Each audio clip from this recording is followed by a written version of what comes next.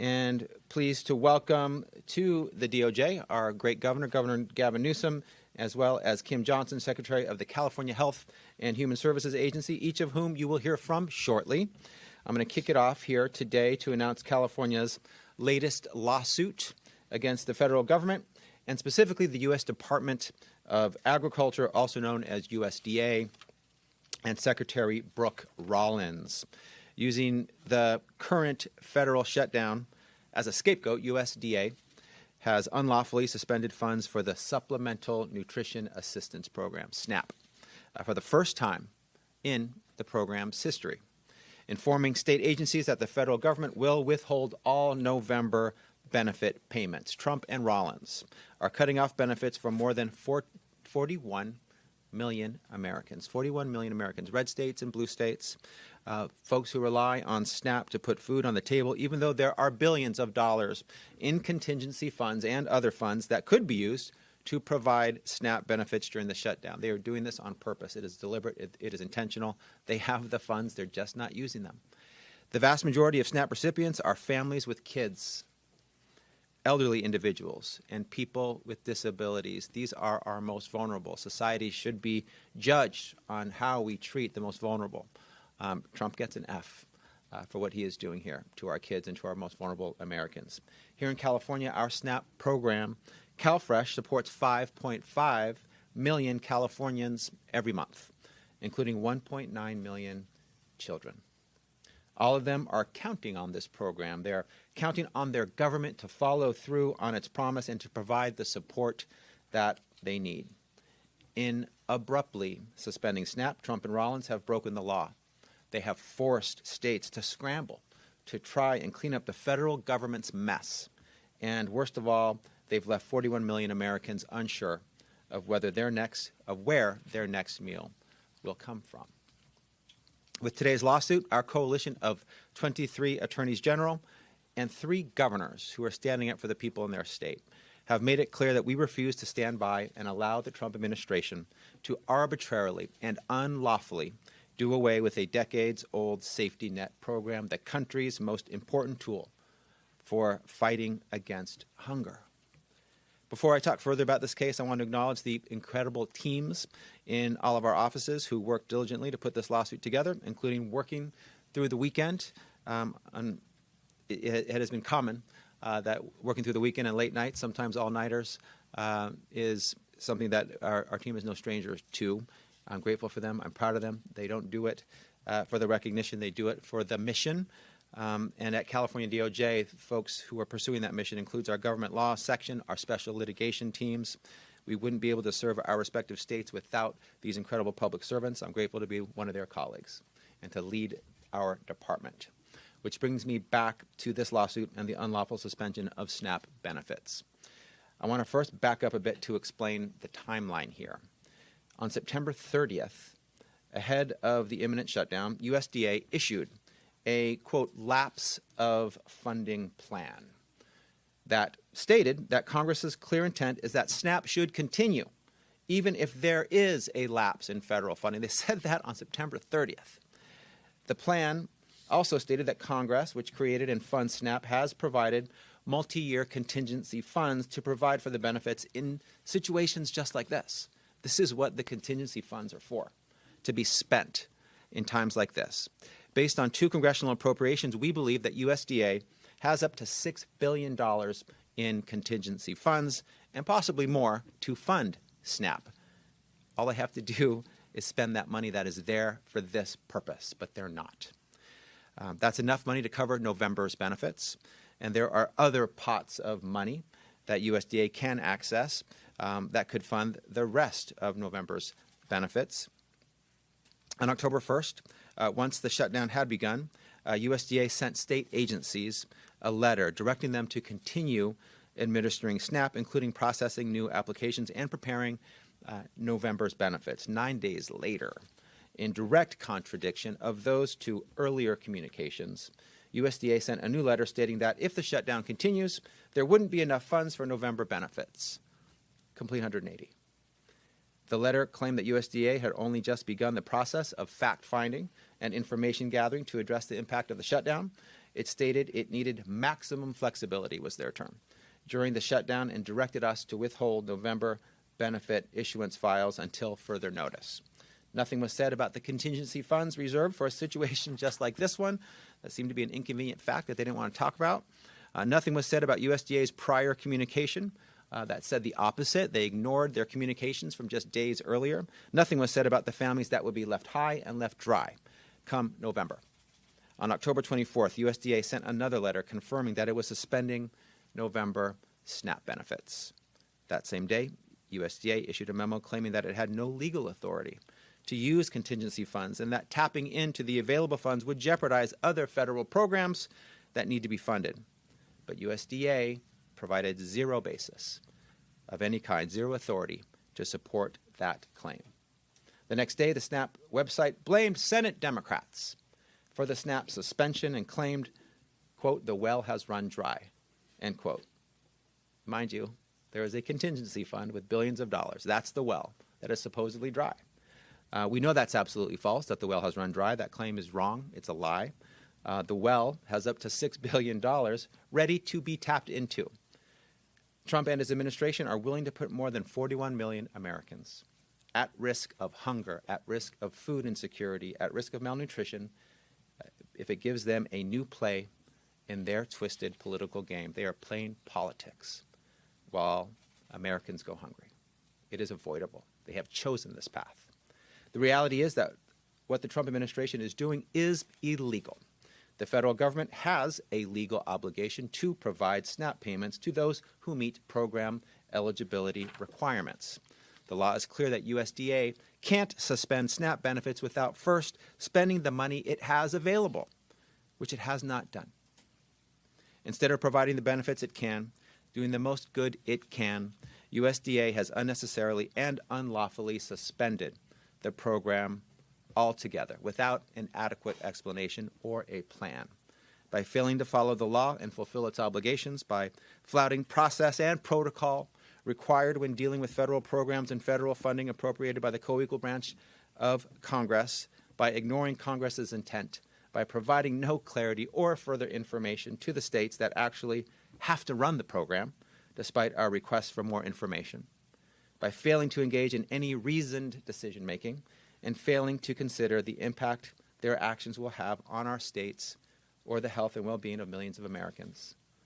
The Trump administration has broken the law again, which is why we're asking the court to make clear that this SNAP suspension is unlawful, to require USDA to use the funds available to provide as many benefits as possible and to prevent USDA from withholding benefits in November.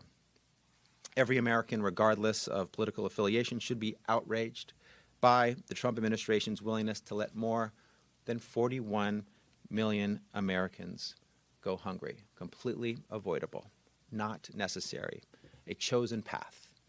Cutting SNAP will leave families hungry, leading to malnutrition and dire health outcomes. When children go hungry, they struggle in school. They experience fatigue, depression, exhibit behavioral problems. Food insecurity results in higher health care use and costs, including more emergency room visits and hospitalizations, which will put undue strain on our healthcare systems and programs like Medicaid. In fact, lower-income adults participating in SNAP have been shown to incur about $1,400 less in medical care costs in a year than those who don't participate in the program. The country's need for SNAP does not disappear just because USDA has abandoned its responsibility to fund it. Instead, families will be forced to turn to state and local governments, community organizations, for the food assistance they need, none of which are equipped or ready to fill the massive hole the SNAP suspension creates. In California, food banks already help support 4.6 million Californians facing food insecurity, and they're already struggling to fulfill those needs in the face of other federal cutbacks, including $500 million cut in food deliveries earlier this year. Since the suspension was announced, our state agencies have been left to hold the bag.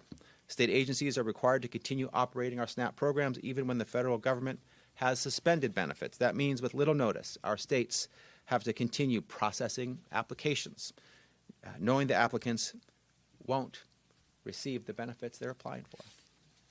We've had to spend our limited resources on creating urgent new messaging campaigns and delivering the terrible news to families that they won't get the help they need to buy groceries come November. We've been saddled with new administrative costs, and through it all, we don't even have a plan or clear direction from USDA.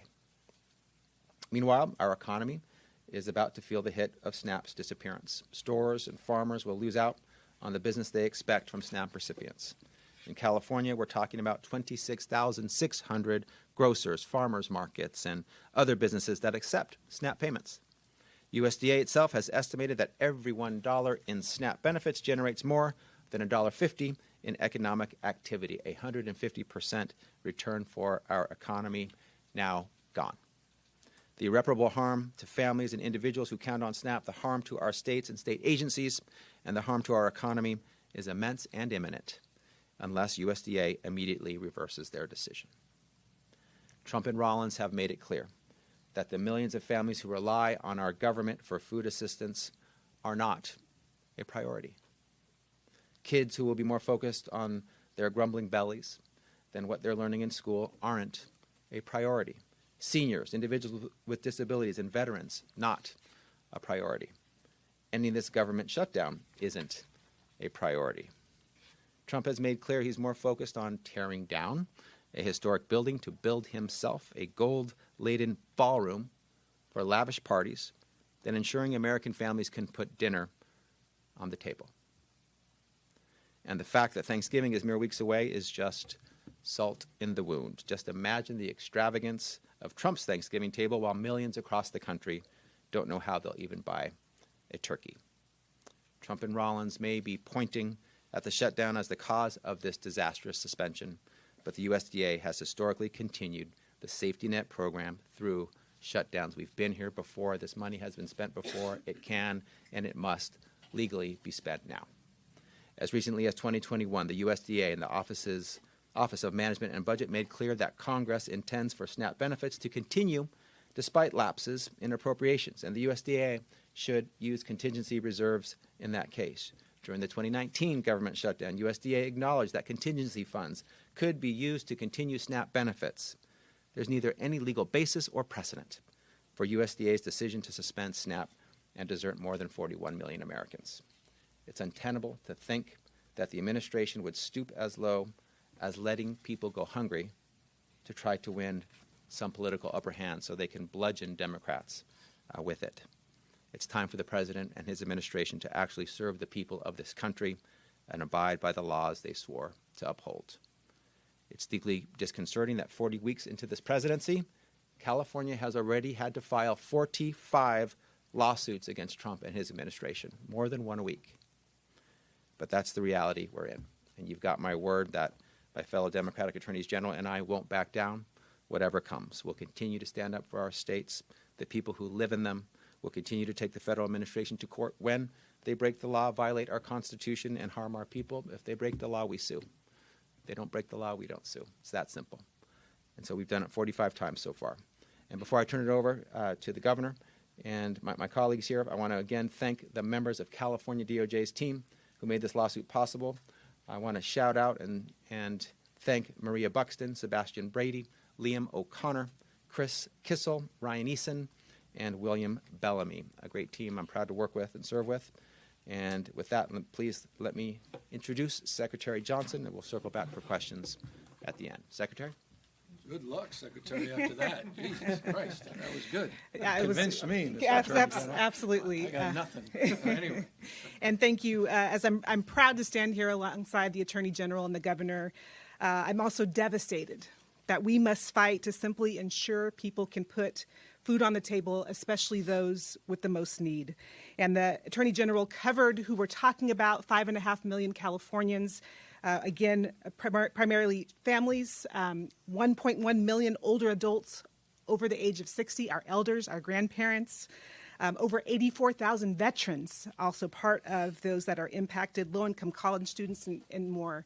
The other point of this is the cruelty couldn't be more apparent. While we have universal school meals in California, during November and December, our children are off for the holiday. And so while there's more need for resources in the household to support those children at this time, is when the federal government is deciding to take this action. So you heard from the Attorney General about the economic impact. CalFresh benefits in California are about $194 per individual or $333 per household. We also know, in addition to the health impacts and the food and nutrition impacts, that this is also disrupting poverty in California. The California poverty measure shows that poverty among all of Californians would be 3.1% higher if not for the nutrition safety net. That equates to 1.2 million more Californians in poverty without these resources. So again, we're taking action in this moment. I'm grateful that the governor has asked that we accelerate $80 million to the food banks and their networks across the state. We greatly appreciate the partnership of the California National Guard and Cal Volunteers, who's helping shore up the capacity of those food banks to get that food distributed. And we also need your help. For those of you who want to step up in this moment in your communities, we encourage you to visit cafoodbanks.org. You'll find the local food bank in your community. They'll let you know what specific donations would be most in need, and they'll also let you know how you can volunteer to be part of the solutions as we support California's values and how we support our neighbors across the state. All of these efforts, while, again, we demand that the federal government follow the law. And with that, I'll turn it over to the governor. I appreciate it. Thank you, Madam Secretary, and thank you to the Attorney General. I appreciate the comprehensive nature of this lawsuit, and so I won't belabor or repeat or be redundant except to say he's going to be successful. We will be successful. That's why we're here. We could talk about our contingency plans, and I'll add to that in a moment, but this is about as crystal clear an argument that I've seen of the 40-plus lawsuits that we have advanced. USDA shall, their own words, 930 memo just weeks ago. They said the reason we have the contingency plan is appropriated by Congress is to, in case there is a government shutdown, to advance these funds to address and mitigate this potential looming crisis, period, full stop. It's not complicated. So I want to applaud the Attorney General and applaud those Attorney Generals across the United States, those three governors that stood up. I'm shocked, then again not, that other Republican state governors are not also joining this lawsuit. The impacts in their states, ironically, are disproportionate. Rural, red parts of this country, the impacts to these cuts are disproportionate. That said, the reason I'm not shocked is these are the same group of people in the Republican Party representatives that supported the big, beautiful bill that looked to cut $186 billion from SNAP over the next decade. They approved that. They promoted that. This is their policy. This is what they support.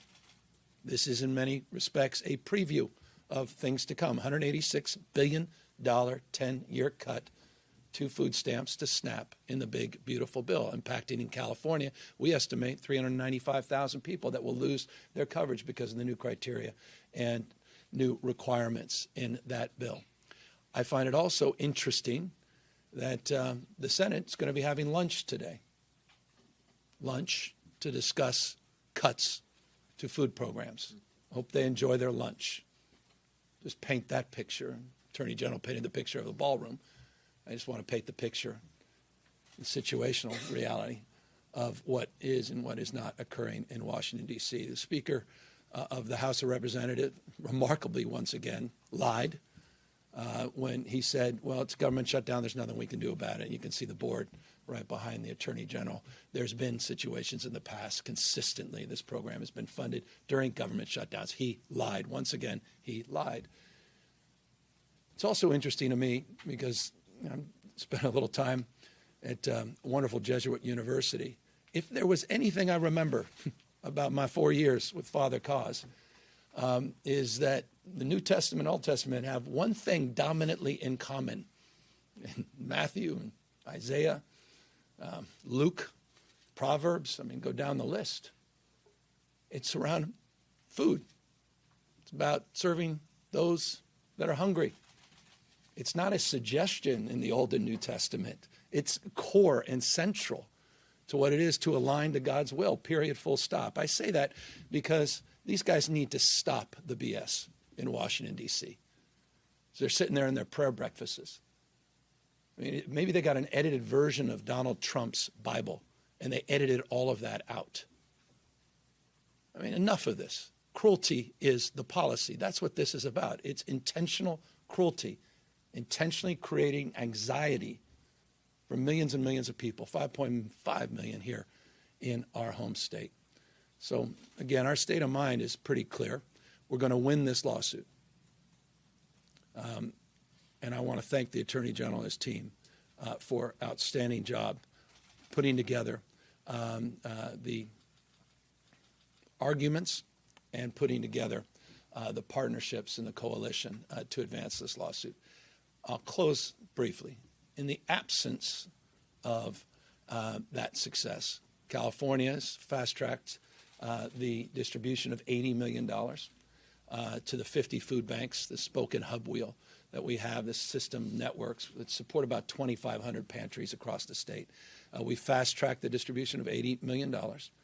Just last week, we had 397 members of Cal Volunteers that were sent out to support food banks across the state of California. Hundreds more will be deployed as needed. And we also called up the National Guard, 35 National Guard men and women. And I hope you saw some videos and some photos. Proud to be there. Proud to be the good guys. Proud to not, to separate themselves from their other assignments. Proud to be back at the food banks where they were during COVID, distributing over 800 million meals during COVID, providing logistics and support for our volunteers in our food banks. We have a cohort of about 150 that are available as requested. We're not forcing the Guard on anyone, as requested. They were requested in Los Angeles, and we hope others will consider the same throughout the state of California. In the absence of that, again, we'll continue to support our volunteers through Cal Volunteers and individuals that want to volunteer food banks. Final thing. This is a holiday season. This is when food banks are already busy. This is when there's already a lot of pressure and anxiety. And anyone that's bought coffee, you understand prices are through the roof, record-breaking prices. Right? Inflation's out of control once again in this country. Ask any of us that bought a pound of beef. Many of you are buying Halloween candy. It's up 10.8%. Just since this administration took the oath of office. President, so desperate, he's overseas trying to clean up his mess. He's telling people to buy today foreign cars, which is extraordinary, and foreign beef. He's found $20 billion, didn't he? Found $20 billion to send to wannabe dictator in Argentina.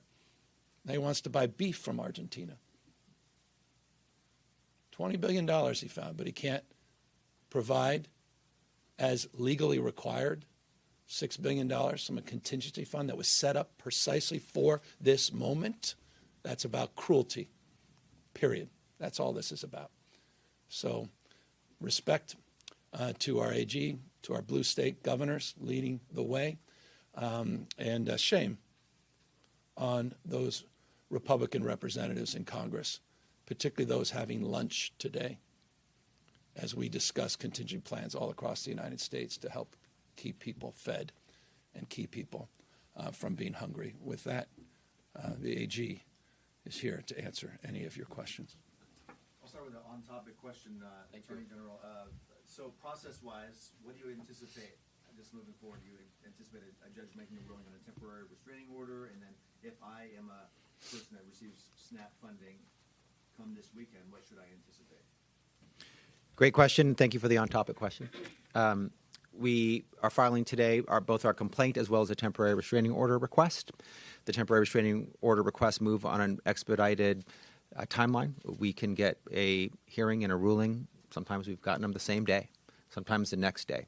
And that will stop and block the withholding of the expenditure of the contingency funding and allow that contingency funding to flow just as we believe it should, just as it has every other time there's been a government shutdown, and start providing for SNAP benefits to flow to Californians and to all of the 26 states in the lawsuit.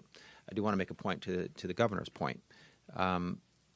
Every red state attorney general who is not part of this lawsuit based on the recent U.S. Supreme Court decision in CASA, they will have to explain to their people why they didn't stand up against Trump's unlawfulness that deprived their people of food, their children and seniors and the disabled of food, and how they were craven and cowardly and did not stand up for the rule of law and uphold their oath. So they're not going to get benefits because they're not in this case. We will get benefits when we win this case at all 26 states that are seeking it. So we believe we can get a restraining order in short order, and that the SNAP benefits will flow as they should have been flowing already. An off-topic question, but I think both of you mentioned the ballroom. I want to first acknowledge that neither one of you are leading the Capitol Annex project, but Mr. Attorney General, you voted to approve it in 2018. Mr. Governor, the Department of General Services, which you oversee, is part of it. It has been 3 years since the legislature updated the public on the cost of that project. It is happening right now. I think one of your windows could probably oversee it. You could see the construction is happening, but yet the legislature's Joint Rules Committee refuses to provide an update. We've reported that they have violated the Legislative Open Records Act. They are continuing to withhold public records. I have asked for an interview for more than a year now, and no one will provide an update. I mean, is that appropriate on one of the most expensive buildings in the United States at this point? You're my attorney. And I will say, By the way, I don't think it's appropriate. They should provide you the information, period, full stop. But for you to conflate or compare and contrast is, with all due respect, I think that I would separate the ballroom and what Donald Trump just did in desecration and the process and that he evolved and the fact that he secured $300 million under curious circumstances from the annex and what the legislature is trying to do. And I'm not trying to defend those actions, but absolutely I'm they not should comparing provide. the two. No, I'm just but saying that you mentioned just balancing. I mean, there's construction happening in that capital I and our get it. capital, and so that's why I'm asking. Yeah, very. Is that appropriate, though? I mean, truly, for the public to not know how much They should that building know. That's costs? what I said. You should get that information. Well, but I Mr. agree Governor, it's inappropriate. By the way, I didn't know they were not talking to you. I apologize that members of the legislature are not talking to you. They're on recess. I'll check in with them. Let me know. I'm happy to help you try to get access to members of the California legislature with respect, not my branch of government, but I'm happy because as a taxpayer, I'd like to know as well. I appreciate the question you asked, and I think it would be appropriate to provide that information, and you should have access to it. It's the public's building. You absolutely deserve that. So yes, it's inappropriate. Yes, you deserve that information, and yes, we're happy to help you. I appreciate that. Thank you. Okay. I have a question about the open AI news from today, just for both of you, Mr. Governor and Mr. Attorney General.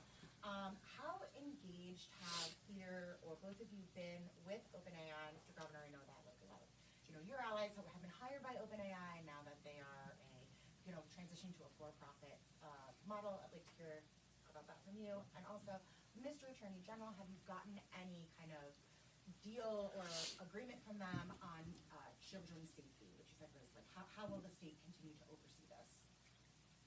Yeah, I've been personally involved. My team has been deeply involved for over a year and a half, an investigation and then negotiations with OpenAI about their adherence to their mission as a charitable organization that operates here in the state of California. That's our nexus. As the California DOJ, we oversee charitable organizations. OpenAI is a charitable organization, of course, with a proposed public benefit corporation that will be part of their broad structure. But that is our nexus. We have been working with them. We entered into an MOU late last night with them that had major concessions on their part, in our view, that help them adhere to their mission going forward, ensure safety, including the safety of children going forward. That's part of their broader mission. Their mission is to have AI for the benefit of all humanity. Children are part of humanity. Children's safety is part of benefiting all of humanity. And so this was a moment in time where we got major concessions around. But we will get notice of any change in control of the board. We'll get notice of any change in mission. Importantly, we also got a commitment that they'll stay and operate in California. We believe that great nonprofits and great businesses can be based in California, grow in California, thrive in California, and be safe and create safety for those that they serve. and we expect OpenAI to do both. They must do both, as is required. So more details in the MOU. We will have an ongoing role with respect to making sure they adhere to their nonprofit mission and do everything to potentially and lawfully to protect children and ensure safety of all those who use their services. And we will be vigilant in that ongoing role. Governor, question for you when it comes to Prop 50. The New York Times had an article reporting on a conversation in which you and your team members mentioned that you no longer need campaign donations from small donors. Can you kind of expand on the confidence that exudes about the election? Well, I know I did I don't know about any reporting about those Zoom conversations, but at a very public interaction with that donor base, because I did a video saying, please stop sending money. 1.2 million contributors, or contributions rather, have been received. $38 million in small dollar. It just blew past our expectation. And so we have the budget, period, full stop, to complete what we set out to do, which was to be successful and win Proposition 50. I admit, and I appreciate the question, it's the first time, I don't know, likely to be the last time, that I've ever said, stop, please don't send any more money. I don't know many elected officials have ever been able to lay claim to that, period, full stop. And I said, just, $10, $20, particularly now in light of everything we've been discussing here today about food insecurity and the like, is a lot of money to people. And so I said, please keep your money or redirect it to other causes. And we began to orient some consideration to that in Indiana and what the governor just did with a special session there, which is extraordinary, considering the coercion that's gone on in Indiana to do this mid-decade redistricting and to other states and other causes. So that's it. But I also made it crystal clear, it doesn't mean we've won the campaign, quite the contrary. It just means we're being honest with people. We don't need the money, but the money that has been raised is going to be utilized for our field campaign, which is one of the biggest in state's history, and to make sure we deliver on what we've been promoting. So we made the point we're running the 110-yard dash, not the 90-yard dash. It's all about get out the vote now. But the low dollar money we just don't need at this moment. Mr. Governor, to follow up on that, I wonder in this final week, the home stretch, do you have plans to be out on the campaign trail this weekend? Or yesterday, last night, today, every day. No, that's all I've been doing. I mean, I've been all over the state. Just got in late last night from Southern California, a number of events. We were in San Jose just a few days ago doing events and get out the vote. And look, this is, it's a familiar time of the year for a lot of us. And so a week or so left to Election Day. And to me, everything's on the line. And I don't, what more evidence you need? This lawsuit, 42 others plus that the AG is filed now, what's going on with these illegal tariffs and the impact that's having on cost of candy, the cost of backpacks and back-to-school supplies, the impacts of those tariffs, those taxes on all of you, the recklessness of this administration, yes, the wrecking ball at the White House and the East Wing, the $173 million that they apparently were able to find for Kristi Noem's brand new planes, but they can't again find money for food stamps at this time. The supine Congress and increasingly supine Supreme Court, this shadow docket, the emergency docket, where they continue to give license to the President of the United States to racially profile Americans basis of their skin color, where they congregate, and the language they speak. I mean, this is extraordinary moment. And so I think Prop 50 is deeply part of that. And so we're going to do everything we can over the course of the next week to remind people what's at stake and I think really trip up some of that momentum on the Trump administration. And I wanted to just follow up. You mentioned the fundraising email this morning, directing donations to the fight in Indiana. Can you sort of put, from your perspective at this moment, obviously it's changing as other states jump in, and but how does Prop 50 fit into the national? Look, this guy, Donald Trump, wants to rig the election before one vote is cast. It's completely consistent with a guy that referenced January 6th as a beautiful day where he tried to light democracy on fire and tried to wreck our democracy. He made phone calls to the Secretary of State in Georgia, and he followed up consistent practice by making calls to governors all across this country, starting with Greg Abbott, who he later said he was, quote unquote, entitled to 5 new Texas seats. You saw what happened in Missouri, saw what happened in North Carolina. Their legislative leaders couldn't even, they just said they might as well have used the phrase, dear leader. What they're doing now with special session, which, by the way, the governor knows better.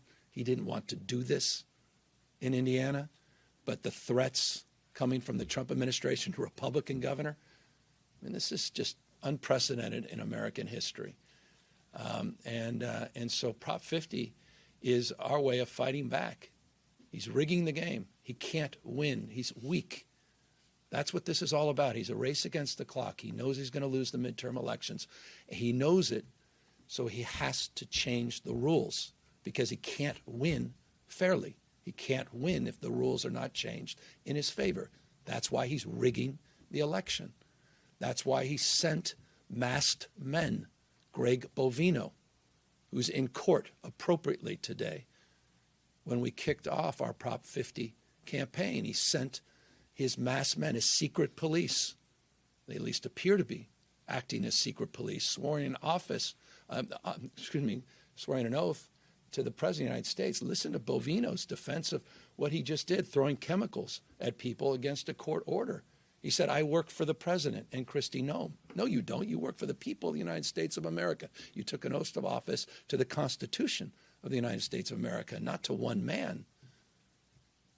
That's a preview of things to come, part of the rigging, part of the voter suppression. It's exactly why the National Guard were federalized through Election Day. That's a preview of things to come, not just in California, but all across the United States in 2026. And yes, and the AG, I'm sure, is eager to grab the mic on this final point. That's why he sent these election monitors to 5 curious counties in the state of California, a preview of things to come all across the United States of America, to intimidate, to create a false pretext, to go to federal court and say somehow this election was stolen, that it was conducted illegally. This is all happening in plain sight. This is not about blue versus red. This is about red, white, and blue. This is about the United States of America. It's about what our founding fathers lived and died for. So Prop 50 is central to that. Being successful is foundational to that. And so we're fighting back. And we're doing it not just rhetorically. We're doing it substantively through lawsuits, litigation, policy making, and the work that Kim is doing and her team in terms of trying to address people's anxieties and fears and needs.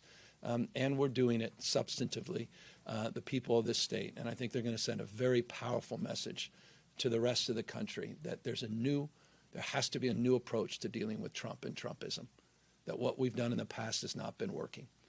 He did not expect that we would go to the ballot. I think the best he expected is I would submit an op-ed and pray that maybe one of the major newspapers would pick it up. They didn't expect this. And the fact is, 1.2 million contributors, millions of people stepped up to this from all 50 states. That's why it's Prop 50. It's about the United States of America, not just the state of California. They didn't expect people to stand up like that. They didn't expect 7 million people to peacefully protest at the No Kings rally. People are waking up and pushing back. And again, applaud the AG for doing just that here today. Mr. Governor, back to the SNAP issue, I think it's a cudgel by the Trump administration in this showdown with Democrats. And do you have any thoughts on how Democrats should proceed? And I also have a follow-up. Josh Hawley is trying to restore SNAP benefits. How serious is that? I applaud anyone that wants to restore sanity and restore benefits for those in need. So I appreciate that effort to the extent that it's a sincere effort, not a tactical effort. But as it relates to the shutdown, I think the Democrats have asserted themselves brilliantly on behalf of a core value, and that is health. They've highlighted, they're unified, they've highlighted an issue that transcends, that connects all of us together. and these extraordinary and exorbitant increases to healthcare costs that are going into effect at the same time they're cutting food stamps and benefits. Again, I'll connect back to the big, beautiful bill. There's an origin story here. It connects a thread. The largest cuts to Medicaid in American history were supported by Josh Hawley and the Republicans. They supported some of the largest cuts to food stamps and SNAP in American history, $186 billion over the next 10 years, before this manufactured crisis, this decision that they're making, this choice they're making not to provide the contingency funds to mitigate the impacts during Thanksgiving, during the holidays when we give thanks and we come together as a community and as a family. They chose. That's cruelty. So this ends when Donald Trump decides to get back on a plane and come back to the United States of America and in good faith negotiate with a co-equal branch of government. He'll have time on the plane, and I would encourage him to read the Constitution of the United States of America. 3 co-equal branches of government. Popular sovereignty, the rule of law. President Trump, it's the rule of law, not the rule of Don. The President and Congress will decide when this shutdown ends. But I've never in my lifetime, and there have been many shutdowns, experienced a president so disassociated, disconnected from the pain and suffering of the American people that he turned their back and went overseas with a crisis of this magnitude at this moment, who went golfing the weekend before the shutdown, who had one meeting that he refused to invite cameras in, which for Donald Trump is an extraordinary act, where he put hats that said Trump 2028 and sent out selfies or Truth Social tweets. He is an unserious president. And so, to the extent there are serious members of Congress, and this individual senator, as you referenced, is asserting himself, trying to be one of them, I wish him luck at the Senate lunch today as he talks about food cuts to millions and millions of Americans. Governor, I saw $80 million from California to food bank. Can you talk about what exactly would it do and how long is that expected? It's not enough. It's 1 point. Look, we've got some humility here. It's $1.1 billion a month that the federal government is providing.